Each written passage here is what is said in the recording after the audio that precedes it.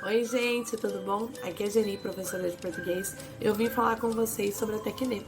A Tecne é uma eletiva de redação, então produção de texto, onde a gente trabalha diferentes vestibulares do país, juntamente com o Enem, trabalhando estrutura de texto, gramática, correção dos textos, os diferentes gêneros que aparecem nos vestibulares, a correção também para ajudar você a melhorar um texto que já é bom, vai ficar ainda melhor.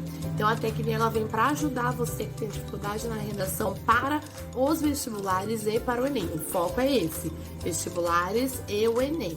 Então a gente espera vocês na Tecne, venham com todo o amor, cheio de vontade, que a gente espera vocês. Então, bora pra Tecne? Vamos embora pra Tecne?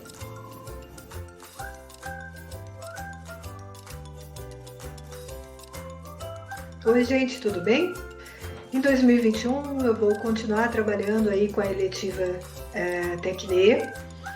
Nós vamos analisar, nós vamos confrontar ideias, tentar aí ajudar vocês a melhorar as argumentações de vocês para as provas de redação dos vestibulares. E só para vocês aí terem uma noção do que nós vamos trabalhar, eu vou dar algumas dicas.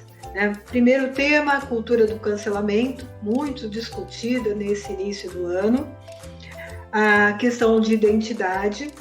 Vamos trabalhar também o empoderamento feminino e suas lutas, assim como as queimadas e a questão do meio ambiente. Então eu conto com vocês e bom dia!